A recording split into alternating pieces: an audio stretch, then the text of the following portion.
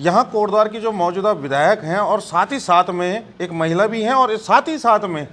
आपका विधानसभा अध्यक्ष भी हैं, उनका एक बयान जारी होता है रात को 11 बजे लगभग। वो कहती हैं कि नारी शक्ति जो बिल पास नहीं हुआ उसके लिए कांग्रेस को वो भी ब्लेम करती हैं, जैसे कि प्रधानमंत्री नरेंद्र मोदी जी कर रहे हैं, बाकी बीजेपी के नेता कर रहे हैं। तो क्या एक महिला होने के नाते उन्हें समझ में नहीं आता है कि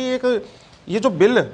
जो पास नहीं हुआ है ये पूर्व में पास हो चुका था, चूँकि एमएलए भी हैं और विधानसभा अध्यक्ष भी हैं। बिल्कुल, मुझे ये तो बहुत दुर्भाग्यपूर्ण बात है कि आप एमएलए भी रही हैं, पढ़ी लिखी हैं, आप विधानसभा अध्यक्ष भी हैं हमारी,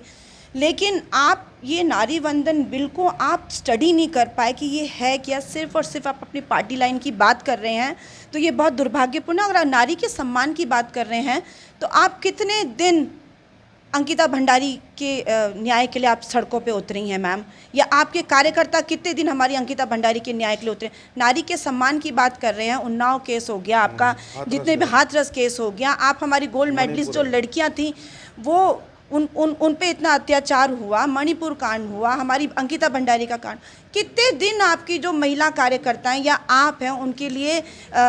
मैदान पे उतरी हो, सड़कों पे उतरी हो, उनको न्याय दिलाने के लिए? मैं ये पूछना चाहती हूँ, एक अगर बिल आपका नारी वंदन पास नहीं हुआ तो उसमें आप कह रहे कि ब्लैक डे साबित हो गया, तो ये तो बिल्कुल मैं कहती हूँ ना कि पढ़े लिखे होने से भी ज़्यादा घातक है हमारे लिए। और हम यही कहना चाहते हैं कि आप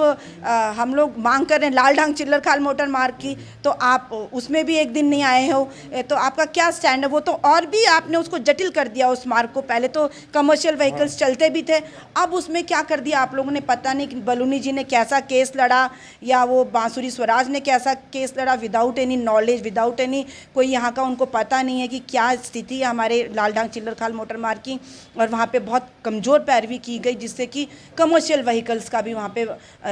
जाना बंद हो गया है। तो मैं यही कहना चाहती हूँ कि क्या कर रहे हो, क्या विजन है आपका? सब कुछ ख़त्म है और जनता से मैं यही कहना चाहती हूँ, जागो, अभी भी जागो, नहीं तो सब कुछ यहाँ पे ख़त्म होने वाला है। दीप्ति रावत जी एक बीजेपी नेत्री हैं, महिला भी हैं,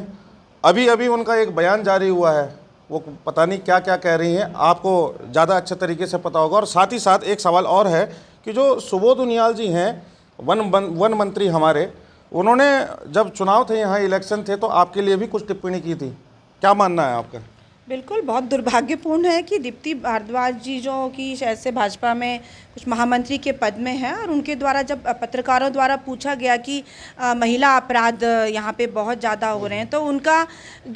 उन्होंने जो बात रखी कि यहाँ पे महिलाओं की जनसंख्या ज़्यादा है तो इसीलिए अपराध हो रहे हैं, तो ये मतलब कैसा जवाब था? वो भी शायद से बहुत अच्छे एजुकेटेड महिला हैं, और इस तरीके का आंसर देना ये बहुत बड़ा दुर्भाग्यपूर्ण है। उत्तराखंड पूरे पर्वतीय अंचलों में सबसे ज़्यादा उत्तराखंड में महिला अपराध हो रहे हैं, महिलाओं के साथ शोषण हो रहा है, तो ये कितना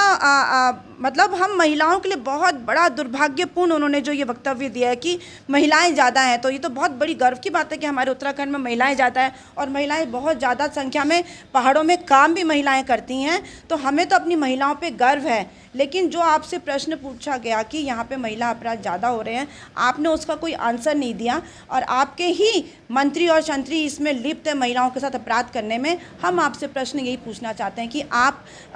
के जो उन मंत्री हैं और जो ये अपराध कर रहे हैं, जो आपके वरिष्ठ जो नेता हैं जो दिल्ली से आते हैं, उन लोगों के द्वारा अपराध हो रहे हैं, अंकिता भंडारी केस में उनके नाम उजागर हुए हैं, तो आप उस पर अपना वक्तव्य दीजिए दीप्ति भारद्वाज जी, हम यही कहना चाहते हैं। और जैसे आपने दूसरा प्रश्न मेरे से पूछा कि मेरे इलेक्शन के दौरान कि बोला कि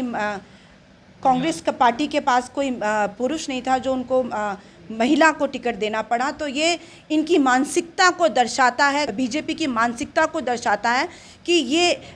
महिला विरोधी लोग हैं, ये महिलाओं को आगे बढ़ना नहीं देना चाहते, सिर्फ महिलाओं को यूज़ करते हैं। ये अपना बिल जो ये अभी इन्होंने जो पारित नहीं हो पाए हैं उसमें महिलाओं का आड़ लेकर वो लोग हमेशा से अपना उल्लू सीधा करा है इन्होंने। वैसे ही परिसीमन सीट्स बढ़ाने के लिए हम महिलाओं का यूज़ कर रहे हैं। तो मैं यही कहना चाहती हूँ कि जिस प्रकार से उन्होंने मेरा अपमान किया वो मैं कभी नहीं भूलूंगी, और हमारी पार्टी ने मेरा सम्मान किया, और हमेशा कांग्रेस पार्टी महिलाओं को आगे बढ़ाने का काम करती है। उसका ज्वलंत उदाहरण रंजना रावत है, जिन्होंने सामान्य सीट में एक महिला को टिकट देकर एक बहुत बड़ी मिसाल साबित की थी। मैम, महिलाओं के महिला शोषण की बात करें तो एक महिला तुरंत दिमाग में आती है अनामिका शर्मा। अनामिका शर्मा, ये जहाँ महिलाओं के हक अधिकार की बात करते हैं, एक तरफ तो अंकिता भंडारी के लिए बाहर नहीं आते हैं, इनके एक फेसबुक पे एक ट्वीट नहीं आता उसके समर्थन में, उसके माँ बाप के लिए आज तक कुछ इन्होंने सहायता नहीं दी है। दूसरी ओर अनामिका शर्मा जैसी जो अपनी ही बेटी के, अब क्या कह सकते हैं आगे की, और तब महिला, अब उसकी बात करते हैं, महिला उत्थान की बात करते हैं, महिला समर्थन की बात करते हैं। आप कह रहे हैं कि महिलाएं ज़्यादा हैं इसीलिए अपराध हो रहा है, और आप की महिला नेत्री अपनी बेटी के साथ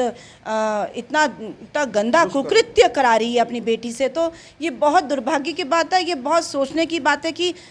सिर्फ उत्तराखंड में नहीं, हर एक देश के कोनों कोनों में इनके भाजपा के कार्यकर्ता जो हैं, पुरुष कार्यकर्ता हों चाहे महिला कार्यकर्ता हों, सब संलिप्त हैं इस तरीके की हरकतें करने में। तो हम अपने बोल भी नहीं सकते हैं, इस तरीके के इतना कुकृत्य ये लोग कर रहे हैं। तो मैं अपनी जनता से यही कहना चाहती हूँ कि आप लोग भी अब समझ जाओ, संभल जाओ कि ये जो समय है ये बदलाव का समय है। 2027 में आप कांग्रेस की सरकार को लेकर आओ, और कांग्रेस ही आपकी जो सोच को, आपकी जो समस्याएं हैं उनका निराकरण कुछ